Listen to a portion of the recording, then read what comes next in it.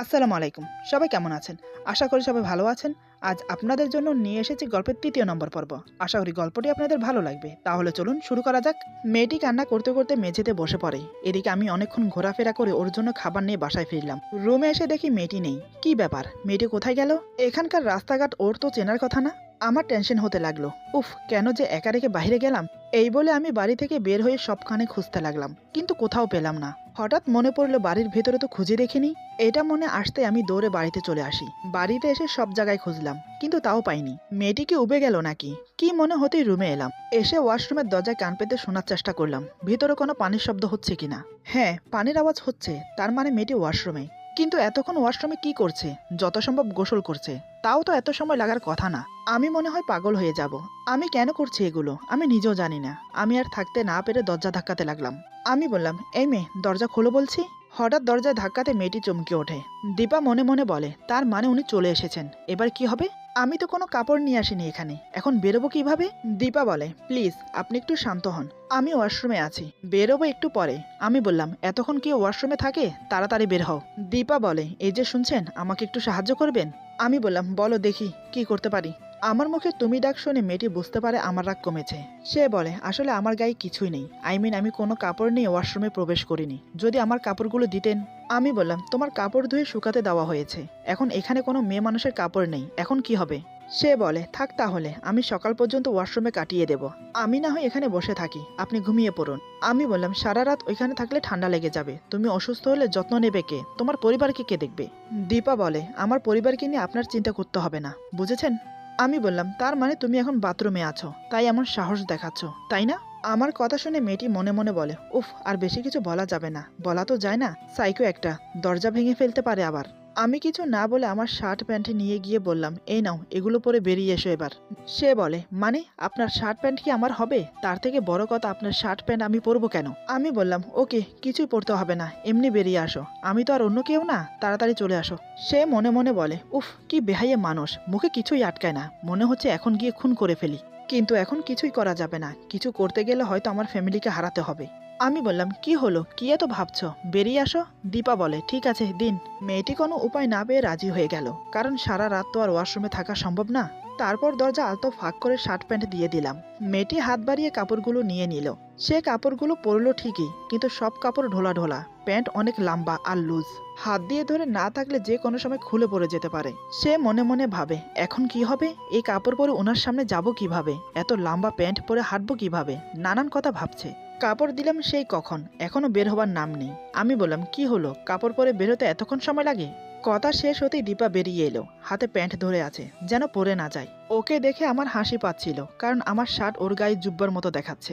দেখলাম ওর হাঁটতে সমস্যা হচ্ছে, প্যান্ট লম্বা হওয়ার কারণে। যে কোনো সময় হোঁচট খেয়ে পড়ে যেতে পারে। কেন জানি দেখে একটু মায়া হলো। আমি গিয়ে ওর সামনে দাঁড়ালাম, তারপর হঠাৎ ওকে কোলে তুলে নিলাম। এটা দেখে ও হতবাক হয়ে যায়। আমাকে বলে, আরে কি করছেন? আমাকে কোলে তুলে নিলেন কেন? আমি কি হাঁটতে পারি না, নাকি আমি ছোট বাচ্চা? আমি বললাম, আর একটা কথা বললে কিন্তু এখানেই ফেলে দেব, তখন কিন্তু কোমর ভেঙে যাবে। এই কথা শোনার সাথে সাথে সে আমার গলা জড়িয়ে ধরলো। সে মনে মনে বলে, এই লোকটার বিশ্বাস নেই, যদি ফেলে দেয়। আমি মুচকি হেসে বললাম, কি ভয় পেয়েছো নাকি? সে কিছু বলে না, চুপচাপ আমার গলা জড়িয়ে থাকে। আমি ওকে এনে বিছানায় বসিয়ে দিলাম। দীপা বিছানায় বসে আমার দিকে তাকিয়ে আছে।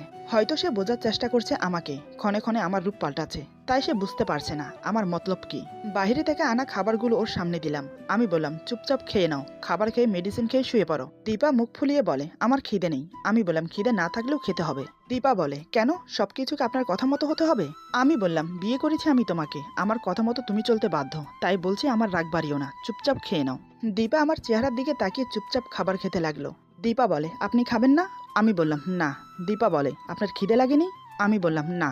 আমার উত্তর শুনে দীপা মনে মনে বলে, না ছাড়া কি আর কোনো কথা বের হয় না? অবশ্য বেশি কথা না বলাই ভালো, ভাষার যে বাহার, শুনলে একদম গা রি রি করে ওঠে। আমি বললাম, মনে মনে বিড়বিড় না করে চুপচাপ খেয়ে নাও। আমার কথা শুনে দীপা কাশতে লাগলো। আমি বললাম, এজন্য গুরুজন বলে, খেতে বসলে বেশি ভাবতে নেই, আর কথাও বলতে নেই। খাবার খাওয়া আর কোরআন পড়া সমান কাজ। আমার কথা শুনে দীপা আবার মনে মনে বলে, কাজ করে গুন্ডার মতো আর লেকচার দেয় হুজুরের মতো। বুঝতে পারছি না একটা লোকের মাঝে কয়টা আত্মা কাজ করছে। আমি চুপচাপ রইলাম। দীপা খেয়ে উঠে পড়লো। আমি ওকে মেডিসিন দিলাম। দীপা বলে, লাগবে না।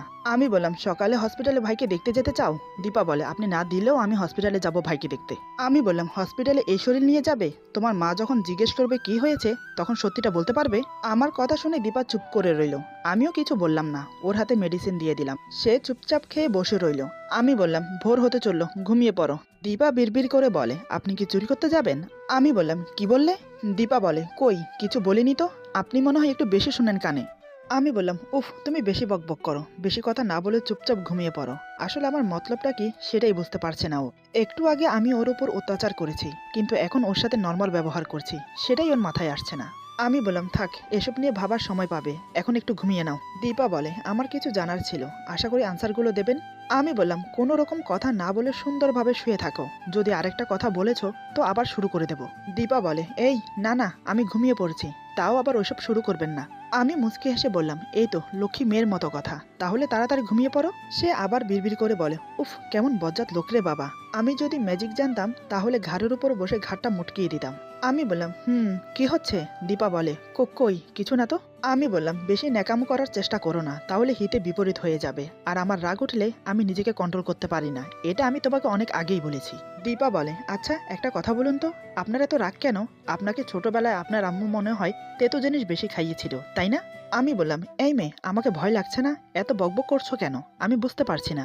রাত শেষ হয়ে ভোর হচ্ছে, নিজের শরীরের একটু যত্ন নাও, এমনিতেও তো নিজের শরীরে কোনো জোর পাও না, অল্প একটুতেই জ্ঞান হারিয়ে ফেলো, কিন্তু মুখের বকবক শেষ হচ্ছে না। দীপা একটু অভিমানী সুরে বলে আমি আপনাকে আগেই বলেছিলাম আমি ওটার জন্য মোটেও প্রস্তুত ছিলাম না, আপনার ওটা সহ করার মতো ক্ষমতা আমার ছিল না, তখন আমি আপনাকে বলেছিলাম, কিন্তু আপনি আমার কোনো কথা না শুনে কাজ শুরু করে দিয়েছিলেন। তখন আমি কি করব? আমি ওর কথা রিপিট করে বললাম তখন আমি কি করব? দীপা বলে আপনার যেটা খুশি সেটাই করুন, কিন্তু আমার কথা রিপিট করবেন না। আমি বললাম আপনি যেটা খুশি সেটাই করুন, কিন্তু আমার কথা রিপিট করবেন না। দীপা বলে আমি কিন্তু সত্যি সত্যি এবার রেগে যাব, রেগে গেলে আমি কি করে বসি সেটা আমি নিজেও জানি না। আমি আবার রিপিট করে বললাম আমি কিন্তু সত্যি সত্যি এবার রেগে যাব, আমি রেগে গেলে কি করে বসি সেটা আমি নিজেও জানি না। দীপা বলে উফ আপনার সাথে কথা বলে আমার ভুল হয়েছে। আমি বললাম উফ আপনার সাথে কথা বলাই আমার ভুল হয়েছে। দীপা এবার কটমট করে আমার দিকে তাকিয়ে ভাবে কি মহা জ্বালায় পড়লাম রে বাবা, এরকম একটা ঘাততারা মানুষের সাথে আমার জীবন পার করতে হবে, না জানি আরো কত কি আছে আমার ভাগ্যে। আমি ওর অবস্থা বুঝতে পেরে মুচকি হেসে বললাম আচ্ছা ঠিক আছে অনেক হয়েছে, এবার ঘুমিয়ে পড়ো, সকালে আবার তোমাকে হসপিটালে দিয়ে আসতে হবে। দীপা বলে জি না আপনাকে আমার সাথে যেতে হবে না, আমি একাই যেতে পারবো। আমি বললাম এখন আর তুমি একা না যে যেটা খুশি সেটা করেই বেড়াবে, একটা কথা মাথায় রাখো তোমার স্বামী আছে, তার থেকে পারমিশন নিতে হবে যে কোনো কাজ করতে গেলে। দীপা বলে আপনার মতো স্বামী আমার প্রয়োজন নেই, যে স্বামী শুধু ভোগ করার জন্য বিয়ে করে ওইরকম স্বামী আমার লাগবে না। আমি বললাম এবার কিন্তু বেশি বেশি হয়ে যাচ্ছে, আমি রেগে গেলে কি করব সেটা তো ভালো করে জানো তুমি। দীপা বলে কি আর করতে পারেন আপনি, সর্বোচ্চ আমাকে নির্যাতন করবেন, টর্চার করবেন, একটু আঘাত করবেন, আপনার যা খুশি তাই করবেন, তাই তো? এর থেকে বেশি কিছু করতে পারবেন না, নয়তো মেরে ফেলবেন, এই আর কি। ওর কথাগুলো শুনে আমার মেজাজ আবার বিগড়ে গেল, আমি চাইছিলাম নিজেকে কন্ট্রোল রাখতে, তাই ওর সাথে ভালো ব্যবহার করতে চাইছিলাম, কিন্তু মেয়েটি বারবার আমার রাগ উঠিয়ে দেয়, তাই নিজেকে কন্ট্রোল করতে না পেরে ঠাস করে একটা থাপ্পড় মেরে দিলাম। সে বসা থেকে সোজা বিছানায় লুটিয়ে পড়ে। আমি বললাম এত বেশি বুঝলে আমার মাথা খারাপ হয়ে যায়। দীপা বলে হ্যাঁ আপনি এটাই তো করতে পারেন, তাছাড়া তো আর অন্য কিছু করতে পারেন না, বলেই কান্না করে দিল। আমি বললাম এত রাতে কান্না করা বন্ধ করো আর ঘুমিয়ে পড়ো, এমনিতে তুমি অসুস্থ। দীপা বলে আমি অসুস্থ থাকি না সুস্থ থাকি সেটা আমি দেখব, আপনাকে দেখতে হবে না, আপনাকে শুধু বিছানায় সময় দিতে পারলেই হলো, আপনি চিন্তা করবেন না, আমি যথেষ্ট চেষ্টা করব আপনাকে বিছানায় সময় দেওয়ার জন্য। মেয়েটি কি পাগল? সে কখন থেকে ঘুরিয়ে ফিরিয়ে একই কথা বলে যাচ্ছে, ওর কি একটু ভয় করছে না আমাকে? আমি নিজেকে শান্ত রাখার চেষ্টা করলাম। আমি বললাম প্লিজ হাত জোর করে বলছি আর একটা কথাও না, তাহলে আমি কি করে বসবো সেটা আমি নিজেও জানি না, আমার রাগের উপর আমি একটুও কন্ট্রোল করতে পারি না, প্লিজ ঘুমিয়ে পড়ো আর কান্না বন্ধ করো। দীপা চুপচাপ বালিশে মুখ গুজে কান্না করতে থাকে, যাতে বেশি শব্দ না হয়, কারণ আমার কোনো বিশ্বাস নেই। সে মনে মনে বলে আমি আপনাকে কখনোই মেনে নিতে পারবো না মন থেকে, যার ব্যবহার এরকম তার সাথে কখনো ভালোবাসা নামক বন্ধনে আবদ্ধ হওয়া যায় না। কান্না করতে করতে কখন যে সে ঘুমিয়ে গেছে সেটা সে নিজেও জানে না। সকালে ঘুম ভাঙলো রোদের আবার মুখের উপর পড়াতে। বিছানা থেকে উঠে গা মোড়ামুড়ি দিল সে, গায়ে একটু ব্যথা অনুভব হচ্ছে, উঠতে ইচ্ছে করছিল না তার, তাই আবার শুয়ে পড়লো পাতলা চাদর গায়ে টেনে, চাদর বুকের মধ্যে ভালো করে আঁকড়ে ধরে চোখ বন্ধ করে আছে। হঠাৎ রুমে আমি প্রবেশ করি, আমি আসতে সে চোখ আলতো খুলে আমাকে দেখে। আমি বললাম এই যে সকাল হয়ে গেছে, তোমার ঘুম হয়েছে নাকি আরো কিছুক্ষণ ঘুমাবে? আমার কথা শুনে সে চুপচাপ চোখ বন্ধ করে আছে, কোনো সাড়া দিচ্ছে না আমার কথায়। আমি আবার বললাম তুমি কি এখনো ঘুমোচ্ছ নাকি ঘুমের ভান ধরে আছো? সে তাও কথা বলছে না। আমি ধীর পায়ে ওর পাশে গিয়ে বসলাম, ওর হাতের আঙ্গুলের ভেতর আমার আঙ্গুল গলিয়ে মুষ্টিবদ্ধ করে নিলাম শক্ত করে। সে একটু ব্যথা অনুভব করলো, কিন্তু কোনো নড়াচড়া করছে না, নড়াচড়া করলে তো আমি বুঝে যাব সে ঘুমের ভান ধরে আছে। আমি অন্য হাত দিয়ে ওর মুখের উপর আসা চুলগুলো সরিয়ে দিলাম। সূর্যের আলোয় ওর চেহারাটার সৌন্দর্য আরো দ্বিগুণ বেড়ে গেছে। কি মসৃণ চেহারা! আমি একটা আঙ্গুল দিয়ে ওর মুখের চারিপাশে ঘোরাতে লাগলাম। ওর দিকে ঝুঁকে থাকার কারণে আমার মুখের গরম নিঃশ্বাস ওর মুখের উপর পড়ছে। সত্যি এত কাছ থেকে কোনো মেয়ের ঘুমন্ত চেহারা দেখিনি, কিন্তু আজ নিজের স্ত্রীর ঘুমন্ত চেহারা দেখে আমার নেশা লেগে যাচ্ছে। এদিকে আমার পরেশ দীপার খুব ভালো লাগছে। সে মনে মনে বলে, হয়তো আজকের এই অনুভূতিটা অন্যরকম হতে পারত যদি আপনি আমার সাথে এরকম ব্যবহার না করে আমাকে ভালোবাসা দিয়ে আগলে রাখতেন তাহলে। কিন্তু এখন আপনার জন্য আমার মনে কোনো রকম ভালোবাসা নেই, আছে শুধু ঘৃণা। আমি ওর কপালে আলতো করে একটা চুমু দিলাম, তাতে ওর পুরো শরীর কেঁপে উঠল। সে আর চোখ বন্ধ করে থাকতে না পেরে চোখ খুলে ফেলে। সে বলে, কি হচ্ছে এসব? আমি বললাম, তার মানে তুমি এতক্ষণ ঘুমের ভান ধরেছিলে, তাই না? দীপা বলে, এটা একান্তই আমার ব্যাপার, আপনাকে বলতে যাব কেন? আমি বললাম, আচ্ছা আমাকে বলতে হবে না, তাড়াতাড়ি রেডি হয়ে নাও, হসপিটালে যেতে হবে তোমার ভাইকে দেখতে। এই নাও তোমার কাপড় শুকিয়ে গেছে। দীপা বলে, জি না, আমি আপনার সাথে যাচ্ছি না, আমি একাই যাব, আপনার যেতে হবে না। আমি বললাম, কেন? আমি গেলে সমস্যা কি? দীপা বলে, আপনি চিন্তা করবেন না, আমি মোবাইল নাম্বার দিয়ে যাচ্ছি। আপনার যদি আমাকে ভোগ করার ইচ্ছে হয় তো চলে আসবেন, আমাকে কল করলে আমি সবকিছু রেডি করে রাখবো। আমি দাঁতে দাঁত চেপে নিজের রাগটা কন্ট্রোল করে রাখছি। আমি বললাম, প্লিজ এখন এসব কথা নিয়ে আমি কোনো সমালোচনা করতে চাচ্ছি না। দীপা বলে, আপনার ইচ্ছে, আপনার মোবাইলটা দিন, আমি আমার নাম্বার দিয়ে দিচ্ছি। আমি বললাম, কোনো নাম্বার লাগবে না আমার, আমি তোমার সাথে যাচ্ছি, এটাই ফাইনাল। দীপা বলে, ও আমাকে বিশ্বাস করতে পারছেন না তাই তো? মনে করছেন আমি পালিয়ে যাব? আমি বললাম, সেরকম কিছুই না, উল্টাপাল্টা ভেবো না প্লিজ। দীপা বলে, আমি কখনো উল্টাপাল্টা ভাবি না, আমি যা ভাবি তাই সত্যি হয়। আমি বললাম, এত কথা বলতে বা শুনতে চাচ্ছি না, আমি বাইরে যাচ্ছি, তুমি রেডি হয়ে নাও। এই বলে আমি বাইরে চলে গেলাম। দীপা উঠে ওয়াশরুমে চলে গেল। আমি এই সুযোগে রুমে গিয়ে ওর জন্য আনা শাড়ি, থ্রি পিস আর গহনাগুলো রেখে আসি। সামনাসামনি দিতে ইচ্ছে হলো না। যেমন করেই হোক, ওকে তো আমি বিয়ে করেছি, একদিনের জন্য হোক আর 10 দিনের জন্য হোক, স্ত্রীর দায়িত্ব তো আমাকে পালন করতে হবে। তাই এগুলো কেনাকাটা করলাম। এদিকে দীপা ফ্রেশ হয়ে এসে দেখে তো অবাক। সে মনে মনে বলে, এটুকু সময় এটা করা কিভাবে সম্ভব? উনি বাইরে গেলেন কখন, আর এত সব আমার জন্য? দীপা বিছানায় বসে গহনা আর কাপড়গুলো দেখতে লাগলো, মুখে সামান্য হাসির আভা। আমি দরজার আড়াল থেকে তাকিয়ে আছি ওর দিকে। ভেবেছিলাম ও এখান থেকে কিছু পরবে, কিন্তু না, ওর নিজের কাপড়ই পরলো। এটা দেখে আমার প্রচুর রাগ হলো, কিন্তু কিছু বললাম না, বেরিয়ে আসার জন্য অপেক্ষা করতে লাগলাম। দীপা রেডি হয়ে বেরিয়ে এলো। আমি ওর আপাদ মস্তক দেখে বললাম, কি ব্যাপার, এগুলো পরেছো কেন? দীপা বলে, কেন, এগুলো পরাতে কি হয়েছে? আমি বললাম, আমার দেওয়া কাপড় পরলে না কেন? দীপা বলে, এমনি। আমি বললাম, এমনি মানে? যাও চেঞ্জ করে এসো। দীপা বলে, আমি এই কাপড়েই ঠিক আছি। আমি বললাম, আমি বলছি চেঞ্জ করে এসো। দীপা আমার চোখের দিকে তাকিয়ে সোজা গিয়ে চেঞ্জ করে এলো। একটা কালো রঙের থ্রি পিস পরেছে। আমি বললাম, এটা কেন পরেছো? যাও শাড়ি পরে এসো। দীপা বলে, না আমি শাড়ি পরবো না। আমি বললাম, কেন, শাড়ি পরতে পারো না নাকি? দীপা বলে, তা নয়। আমি বললাম, তাহলে কি? দীপা বলে, আরে আপনি বুঝতে পারছেন না কেন? আমি হসপিটালে যাচ্ছি, মা দেখলে কি ভাববে বলুন তো? আমি ব্যাপারটা বুঝতে পেরে বললাম, ঠিক আছে, তবে গহনাগুলো পরে নাও। দীপা বলে, আমি তাও পড়তে পারবো না, কারণ এতগুলো গহনা পরে মায়ের সামনে গেলে আরো সমস্যা বাড়বে। আমি বিরক্ত সুরে বললাম, এটাতে প্রবলেম, ওইটাতে প্রবলেম, যত সব, চলো এখন। দীপা বলে, দেখুন আপনি যতই যাই করুন না কেন, আমি জানি আপনার বিশ্বাস হচ্ছে না। ঠিক আছে, আমি মেনে নিয়েছি, চলুন আমার সাথে, আমি কিছুই বলবো না। আপনি হয়তো ভাবছেন, আমি যদি এখান থেকে যেতে পারি হয়তো আপনার হাতছাড়া হয়ে যাব বা পালিয়ে যাব, তাহলে তো আপনার রাতের সুখ পাওয়া হবে না, তাই তো? এবার আমার রাগের বাঁধ ভেঙে যাচ্ছে। মেয়েটা কথায় কথায় বিছানার কথা কেন বলে? আমি ওর হাত দুটো এক হাতে চেপে ধরলাম দেয়ালের সাথে। আমি বললাম, বারবার বিছানার কথা কেন বলিস? কাল রাত থেকে তোর সব কথা শুনে আসছি, চুপ করে আছি বলে এই না যে আমি সবকিছু মেনে নিয়েছি। তোকে সুযোগ দিয়েছিলাম সুস্থ হওয়ার জন্য, কিন্তু তুই শুধরাবার মেয়ে না। ঠিক আছে, আমি যখন তোকে বিছানার জন্য বিয়ে করেছি তাহলে তাই সই। এখন চল, আগে আমার বিছানা গরম করবি, সাথে আমাকেও, তারপর হসপিটালে যাবি। এই বলে আমি ওর হাত ধরে টেনে হিঁচড়ে নিয়ে এসে বিছানার উপর ফেলে দিলাম। নিজের পরনের শার্ট খুলে ফেললাম। আমি শার্ট খুলতে খুলতে দীপা পিছিয়ে গেছে, তাই আমি ওর এক পা ধরে টেনে আমার সামনে নিয়ে এলাম। এক ঝটকায় ওর ওড়না টেনে ফেলে দিলাম। ওর চুলের মুঠি ধরে ঠোঁটে কামড় দিলাম। ধীরে ধীরে আমার ঠোঁটজোড়া ওর গলা বেয়ে বুকের একদম মাঝখানে এসে থেমেছে। জামার উপর দিয়ে ছোট ছোট কামড় আর কিস করতে থাকি। আস্তে আস্তে আমার ঠোঁটজোড়া ওর নাভি পর্যন্ত চলে এসেছে। গভীর নাভিতে চুমুর বন্যা বইয়ে দিলাম। দীপা বারবার বলছে, প্লিজ দয়া করুন, এমনটা করবেন না, ছেড়ে দিন আমাকে, বলেই কান্না করে দিল। আমি দেরি না করে ওর উপর ঝাঁপিয়ে পড়ে নিজের চাহিদা সম্পূর্ণ করলাম। তারপর ওকে ছেড়ে দিলাম। সে কান্না করতে করতে আবার ফ্রেশ হয়ে নিল। আমি বললাম, সবসময় বিছানার কথা টেনে আনো কেন? আমাকে রাগাতে কি তোমার খুব ভালো লাগে? এখন কেমন লাগলো?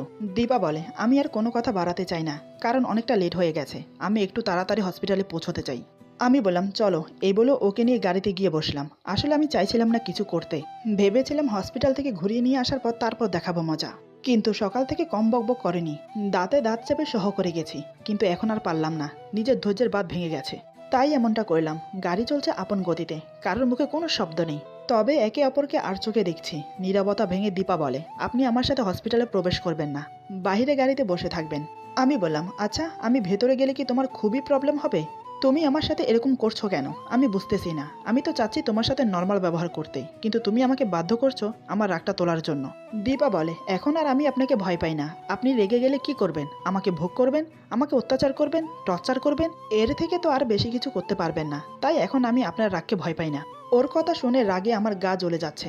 ইচ্ছে করছে এখানে গাড়ি থামিয়ে ওকে বুঝিয়ে দেই ওর উপর অত্যাচার ছাড়াও আমি আরো অনেক কিছুই করতে পারি। কিন্তু ওর ভাই অসুস্থ থাকার কারণে এখন আমি নিজের রাগটাকে কন্ট্রোল করছি। তা না হলে ওর মতো মেয়ে আমাকে এত কথা বলতে পারে? আমি বললাম, ওকে, তোমার যা ইচ্ছে তাই হবে। তবে একটা কথা, তোমার উপর অত্যাচার করা ছাড়াও আমি আরো অনেক কিছু করতে পারি, তা তুমি আস্তে আস্তে টের পাবে। তোমার ভাইটাকে আগে সুস্থ হতে দাও, তারপর তোমার কপালে কোন দুর্গতি নেমে আসবে সেটা তুমি বুঝতে পারবে। আমার কথা শুনে কিঞ্চিত সে ভয় পেয়েছে, সেটা তার মুখে বোঝা যাচ্ছে। কিছুক্ষণ পর গাড়ি হসপিটালের সামনে দাঁড়ায়।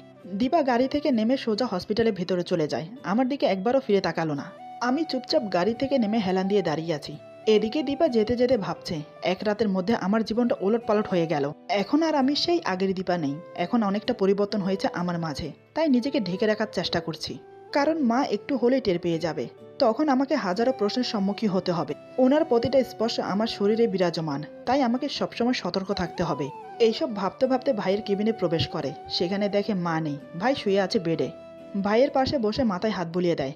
বোনের স্পর্শ পেয়েই মনে হয় ভাইয়ের ঘুম ভেঙে যায়। মিলন বলে, কি রে আপু, তুই এত সকাল সকাল এখানে? দীপা বলে, ভাই তোকে ছাড়া কি আমার এক মুহূর্ত ভালো কাটে তুই বল? মিলন বলে, জানিস আপু, তোকে আমি খুব মিস করছিলাম। মন থেকে খুব চাইছিলাম যে তুই তাড়াতাড়ি চলে আয়। আর এই দেখ তুই এখন আমার সামনে চলে এসেছিস। আমার এখন খুব ভালো লাগছে জানিস। দীপা বলে, হ্যাঁ রে ভাই, আমারও অনেক ভালো লাগছে। তোর মুখ থেকে আপু ডাকটা শুনে কলিজাটা ঠান্ডা হয়ে গেছে আমার। মিলন বলে, আচ্ছা আপু, আমি বাড়ি যাচ্ছি কবে? দীপা বলে, খুব তাড়াতাড়ি যাচ্ছি আমরা। তুই একটু রেস্ট নে, আমি দেখি মা কোথায়, আর তোর জন্য কিছু নিয়ে আসি। মিলন বলে, ওকে আমার লক্ষ্মী আপু। দীপা ভাইয়ের কপালে একটা চুম্বন করে চলে গেল মাকে খুঁজতে। একটু পর মাকে খুঁজেও পেয়ে গেল। কয়েকজন নার্সের সাথে বসে গল্প করছে। দীপা গিয়ে মাকে বলে, কি হয়েছে মা, এখানে কি কথা বলছো? মা বলে, তেমন কিছু না, তুই এসে গেছিস। সকাল থেকে মিলন তোর নাম নিতে নিতে আমার কান ঝালাপালা করে ফেলেছে। ওর সাথে আগে দেখা কর। দীপা বলে, আমি মিলনের সাথে দেখা করেছি, তুমি ওর কাছে যাও, আমি বাইরে থেকে খাবার কিনে নিয়ে আসি। এই বলে সে বাইরে এসে দেখে আমি গাড়ির সাথে হেলান দিয়ে দাঁড়িয়ে আছি সানগ্লাস চোখে দিয়ে। এমন সময় পাশ দিয়ে দুটি মেয়ে যাচ্ছে। মেয়ে দুটি আমার দিকে আর চোখে তাকাচ্ছে, আর যেতে যেতে কিছু কথা বলা বলি করছে আমাকে নিয়ে। একম মেয়ে বলছে, ইস দেখ দেখ, ছেলেটা কি হ্যান্ডসাম, তাই না? দ্বিতীয় মেয়ে বলে, আমার যদি এরকম একটা বয়ফ্রেন্ড থাকতো তাহলে খুব তাড়াতাড়ি বিয়ে করে সংসার শুরু করে দিতাম। একম মেয়ে বলে, চল না একটু ছেলেটার সাথে কথা বলে আসি।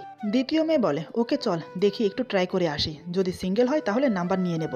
এদিকে দীপা দাঁড়িয়ে দাঁড়িয়ে সব দেখছে আর মনে মনে বলছে, লুচ্চা মেয়ে কোথাকার, অন্যের সামনের দিকে তাকাতে তোদের লজ্জা করে না? তুই নাম্বার নিবি, দাঁড়া দেখাচ্ছি মজা। এই ভেবে সে যখনই আমার কাছে আসতে যাবে তার আগেই মেয়েগুলো চলে আসে। একম মেয়ে বলে, এই যে মিস্টার। আমি বললাম, জি আমাকে বলছেন? দ্বিতীয় মেয়ে বলে, জি আপনাকে বলছি। আপনি এই এলাকায় নতুন বুঝি? আমি বললাম, হ্যাঁ আমি এখানে নতুন, কিন্তু আপনারা কে? আপনাদেরকে তো চিনলাম না। দ্বিতীয় মেয়ে বলে, আচ্ছা কথা বলতে কি চেনা পরিচিত হতে হয়? আস্তে আস্তে চেনা পরিচয় হয়ে যাবে, তাই না? আমি বললাম, কিন্তু আমি আপনাদের সাথে পরিচিত হতে যাব কোন দুঃখে? আপনারা তো আমার কোনো আত্মীয় না যে আপনাদের সাথে আমি পরিচিত হতে হবে। একম মেয়ে বলে, এ ছেলে এত অ্যাটিটিউড কিসের? একটু ভালো করে কথা বললে কি হয়? আমি বললাম, আচ্ছা আপু বলুন কি শুনতে চান? দ্বিতীয় মেয়ে বলে, আপু মানে আমরা কি আপনার সিনিয়র হব যে আপনি আমাদেরকে আপু বলে সম্বোধন করছেন? আমাদের নাম বলে সম্বোধন করুন। আমি বললাম, আরে আপু আমি তো আপনাদের নাম জানি না, বা আপনারা আমার সিনিয়র না জুনিয়র তাও জানি না, আপনাদের কি বলা উচিত? একম মেয়ে বলে, আপনিও তো দেখছি অনেক মজাদার একজন লোক, কথা বলে ভালো লাগলো। আমি বললাম, আপনাদের সাথে কথা বলে আমারও ভালো লাগলো। দ্বিতীয় মেয়ে বলে, আচ্ছা মিস্টার, আমি কি আপনার নাম্বারটা পেতে পারি? আমি বললাম, জি। এমন সময় দীপা এসে বলে, বাহ কি সুন্দর ফ্রি মুভি দেখছিলাম, তাই না? ওর কথা শুনে আমি ভীষণ খেলাম, বুঝতে পারিনি ও কখন এসে দাঁড়িয়েছে। এখন কি হবে, হয়তো ও আমাকে ভুল বুঝবে। আমি বললাম, তুমি এখানে? দীপা বলে, হ্যাঁ এখানে একটা কারণে এসেছিলাম, কিন্তু এসে যেটা দেখতে পেলাম ভালোই হলো, আপনার আরেকটা রূপ দেখতে পেলাম আমি। আমি বললাম, দেখো তুমি যেটা দেখছো সেটা ভুল দেখছো। দীপা বলে, থাক মিস্টার, আপনি কথা বলুন, আমি আসছি। আমি বললাম, এই শোনো, তোমার দেখার মাঝে ভুল আছে, আমার কথাটা সম্পূর্ণ শোনো, তারপর তুমি এভাবে রাগ করে থেকো, বুঝেছো? দীপা বলে, আমি আপনার কোনো কথা শুনতে চাচ্ছি না, আপনি এখানে দাঁড়িয়ে থাকেন আর ওই মেয়েদের সাথে কথা বলেন। আমি যেখানে যাচ্ছি যেতে দিন, আর আমার পিছনে একদম আসবেন না। এই বলে ও আমাকে পাত্তা না দিয়ে চলে যাচ্ছে। কি দেমাক, আমাকে দেমাক দেখানো? আমার মেজাজ আবার গরম হয়ে ওঠে। এই মেয়ে দুটোর জন্যই এমন হয়েছে। ওরা যদি আমার সাথে কথা বলতে না আসতো তাহলে আমিও ওদের সাথে কথা বলতাম না। কোন দুঃখে যে আমি কথা বলতে গেলাম। আমি দেরি না করে মেয়ে দুটোর কাছে গেলাম। রাগে আমার চোখ লাল হয়ে আছে। হঠাৎ আমি মেয়েগুলোর সাথে যা করলাম তা হয়তো মেয়েগুলো আশা করেনি। এদিকে দীপা পিছন ফিরে তাকাতেই অবাক হয়ে যায়। সে মনে মনে বলে, মেয়ে দুটোর সাথে এমন করল উনি, আমি কল্পনাও করতে পারিনি উনি এমন করতে পারে। একটা মানুষ এতটা খারাপ হতে পারে। ছি। এরপর যা হলো। আজকের গল্প এখানে সমাপ্ত। গল্পের বাকি অংশ পেয়ে যাবেন আগামী পর্বে। আশা করি গল্পটা আপনাদের ভালো লাগবে। যদি ভালো লাগে তাহলে লাইক, কমেন্ট এবং সাবস্ক্রাইব করে আমাদের পাশে থাকুন। সবাই ভালো থাকুন, সুস্থ থাকুন। আল্লাহ হাফেজ।